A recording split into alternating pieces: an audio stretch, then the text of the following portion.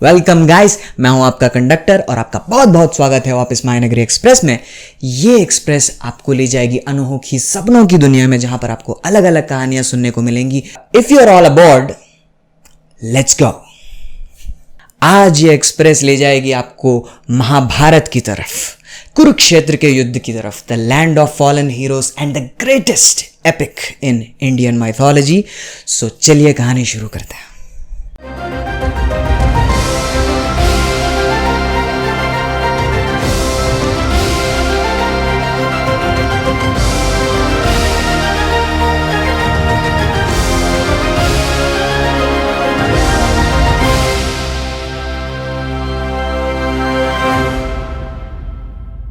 तो कहानी शुरू होती है हस्तिनापुर में। हस्तिनापुर के महाराज थे शांतनु। शांतनु एक दिन नदी किनारे चल रहे थे। उनकी नज़र एक औरत पे पड़ी। वो बहुत ही खूबसूरत औरत थी। उनको देखते ही शांतनु मोहित हो गए। शांतनु उस औरत के पास गए और उन्होंने उनका नाम पूछा। उस औरत ने कहा कि उनका नाम गंगा है। शांतनु ने कहा, गंगा आप बहुत खूबसूरत हैं, हम चाहते हैं कि आप हमारी पत्नी बने। हम इस देश के महाराज हैं, हम आपको संसार भर के सुख दे सकते हैं। तो ये सुनकर गंगा ने कहा, ठीक है, हमें मंजूर है, लेकिन हमारी एक शर्त है कि शादी के बाद हम जो कुछ भी करें, आप हमसे सवाल नहीं करेंगे कि मैं क्या कर रही हूँ और क्यों कर रही हूँ, और आप हमें रोकने की कोशिश नहीं करेंगे। शांतनु बस गंगा से शादी करना चाहते थे, तो उन्होंने उस बात पर ज़्यादा ध्यान नहीं दिया और उन्होंने शर्त मान ली। उसके बाद शांतनु और गंगा की शादी हुई और कुछ ही समय बाद उनका एक बच्चा हुआ। उनका पहला बच्चा होते ही गंगा ने उस बच्चे को नदी में डुबा दिया और उसे मार दिया। ये देखकर शांतनु बहुत ज़्यादा क्रोधित हुए, लेकिन उन्होंने कुछ कहा नहीं, क्योंकि उन्होंने वचन दिया था। उनके आगे होने वाले 7 बच्चों के साथ गंगा ने वैसा ही किया। जैसे ही उनका 8वां बच्चा हुआ, गंगा उसे भी मारने ही जा रही थी कि शांतनु क्रोधित हो गए और उन्होंने सवाल किया, तुम ऐसा कैसे कर सकती हो? तुम्हारे पास दिल है या नहीं? खुद के बच्चे को कौन मारता है? ये सुनकर गंगा ने कहा कि आपने अपना वचन तोड़ दिया है। आपने मुझसे कहा था कि मैं जो कुछ भी करूं, आप मुझसे सवाल नहीं करेंगे और आप मुझे रोकने की कोशिश नहीं करेंगे। आपने अपना वचन तोड़ दिया है। ये सुनकर शांतनु ने कहा, बच्चा मेरा भी है, उस पर मेरा भी हक है, तुम ऐसे कैसे मार सकती हो? तो ये सुनकर गंगा ने सोचा, अब शांतनु को उनके अतीत के बारे में बताना ही पड़ेगा। तो हुआ क्या था, बहुत समय पहले 8 वासु हुआ करते थे। वासु उन्हें कहते हैं जिनके पास दिव्य शक्तियां होती हैं और जो अमर हैं।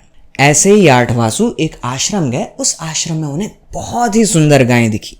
कहा जाता था उस गाय का दूध जो भी पी ले वो अमर हो जाता था। उन 8 वासुओं में से एक वासु का नाम था प्रभसा।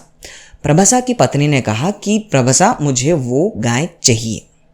तो प्रभसा ने कहा कि हमें उस गाय की क्या ज़रूरत है, हम तो पहले से ही अमर हैं। तो उसकी पत्नी ने कहा, देखिए, मेरी एक सहेली है जो अमर नहीं है और मैं चाहती हूँ कि उसके पास ये गाय हो। तो प्रभसा ने कहा, जो आपकी आज्ञा। और इसके साथ सारे के सारे वासु गए और उस गाय को उठा के ला दिए। लेकिन उन्होंने गलती ये की थी कि उन्हें पता नहीं था कि वो गाय किसकी है। उस गाय के मालिक थे ऋषि वशिष्ठ। जैसे ही ऋषि वशिष्ठ वापस अपने आश्रम आए, उन्होंने देखा उनकी गाय गायब है। वो बहुत ज़्यादा क्रोधित हो गए। उन्होंने अपने दिव्य दृष्टि का इस्तेमाल किया और पता लगाया कि चोर कौन है। उन्हें पता लगा कि वो 8 वासु उस चोरी के लिए जिम्मेदार हैं। तो उन्होंने उन 8 वासुओं को श्राप दिया कि अगले जन्म में तुम अमर नहीं रहोगे, तुम एक मनुष्य का रूप लोगे, उन्हीं के साथ दर्द सहोगे और उन्हीं के साथ साथ मर जाओगे। ये बात सुनकर वो 8 वासु बहुत ज़्यादा डर गए। उन्होंने अपने हाथ जोड़े और ऋषि वशिष्ठ से विनती की कि हमें माफ़ कर दीजिए, हमसे गलती हो गई और कृपया आप अपना श्राप वापस ले लीजिए। ये सब सुनकर ऋषि वशिष्ठ थोड़े बहुत ठंडे हो गए, लेकिन उन्होंने कहा कि देखो, हम हमारा श्राप वापस नहीं ले सकते, लेकिन हम ये ज़रूर कह सकते हैं कि तुम सब लोग ज़्यादा देर तक मनुष्य के रूप में नहीं रहोगे, तुम्हारी बाधा बहुत जल्दी टल जाएगी। लेकिन तुम प्रभसा, तुम हमारी गाय की चोरी के सबसे मुख्य कारण हो, तो मनुष्य के रूप में तुम सबसे ज़्यादा समय तक रहोगे। ये कहने के बाद वो 8 वासु गए गंगा के पास और गंगा से विनती की कि कृपया आप हमें पैदा करें और जैसे ही हमारा जन्म हो आप हमें मार दें। तो गंगा ने कहा, ठीक है, आप जैसा कहें मैं वैसा ही करूँगी। तो ये बात बताई गंगा ने शांतनु को, समझाते हुए कि उनके बर्ताव का कारण क्या है। लेकिन गंगा ने शांतनु का दुख देखा था, इसलिए उन्होंने उनसे कहा, देखिए, आप दुखी मत होइए, मैं इस बच्चे को पाल पोस कर बड़ा करूँगी और जब समय आएगा तब मैं आपको इस बच्चे को भेंट की तरह दे दूँगी। ये कहकर गंगा उस बच्चे के साथ वहाँ से चली गई और शांतनु चले गए वापस अपने राज्य। शांतनु ने बहुत साल गुजारे अकेले और एक दिन वो फिर उसी नदी किनारे चल रहे थे। उन्होंने एक बहुत ही तेजस्वी और सुंदर बालक को देखा वहाँ पे। वो उस बालक को देख ही रहे थे, वहाँ पर गंगा आई और कहा कि ये बच्चा आप ही का है, हमने इसका नाम देवव्रत रखा है, हमने इसको सब कुछ सिखाया, ये बहुत ही ज़्यादा होनहार है और एक बहुत ही काबिल योद्धा। हम अब इसको आपके हवाले सौंप रहे हैं जैसे हमने आपको वचन दिया था। ये कहकर गंगा वहाँ से गायब हो गई। तो देवव्रत और शांतनु के बीच बाप बेटे का रिश्ता बहुत ज़्यादा मजबूत हो चुका था और देवव्रत भी एक बहुत ही होनहार और ताकतवर योद्धा की तरह बड़ा हुआ। एक दिन शांतनु फिर से ऐसे ही टहल रहे थे कि उनकी नज़र पड़ी एक मछुआरे की बेटी पे। गंगा के जाने के बाद शांतनु को फिर से ऐसे कभी महसूस नहीं हुआ था। तो वो उस मछुआरे की बेटी के पास गए और उनसे उनका नाम पूछा।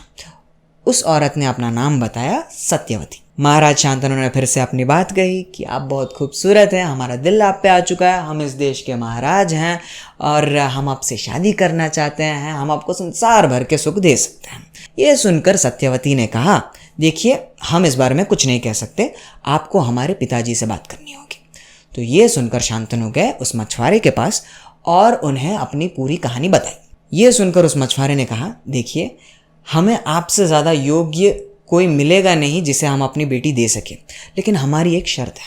देखिए हम जानते हैं कि आपका एक बड़ा बेटा है और उसके रहते रहते हमारी बेटी का पुत्र कभी सिंहासन पे बैठ नहीं सकता, ये बात हमें पता है। तो आपको हमें वचन देना होगा कि हमारी बेटी का पुत्र ही हस्तिनापुर का महाराज होगा।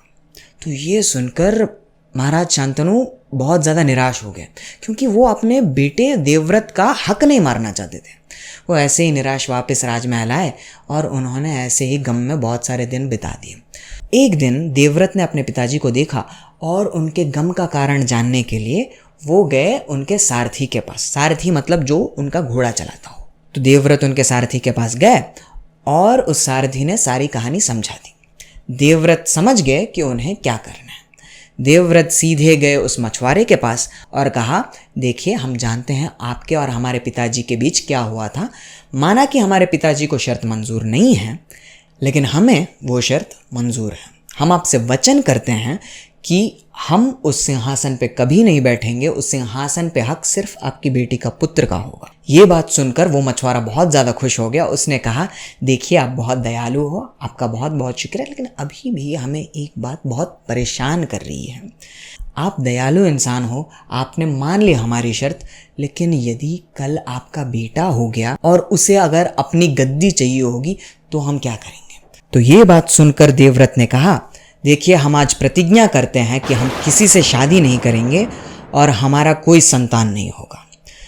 इस प्रतिज्ञा के बाद देवव्रत का नाम पड़ा भीष्म और उनकी प्रतिज्ञा को कहा जाता है भीष्म प्रतिज्ञा। सो दैट्स इट दोस्तों, इस वीडियो में बस इतना ही। अगर आपको जानना है कि आगे क्या होगा तो अगले पार्ट का इंतज़ार कीजिए।